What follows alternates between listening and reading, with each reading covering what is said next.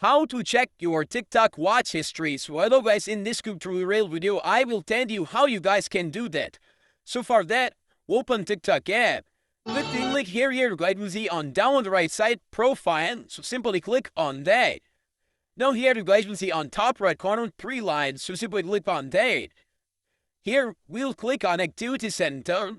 Once we click here, you guys will see watch history.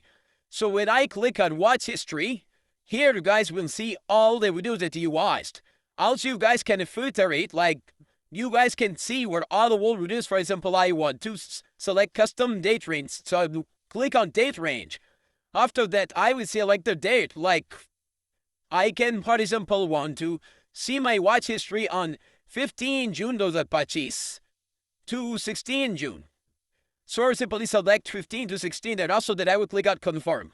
Once I click on confirm, I will click on apply.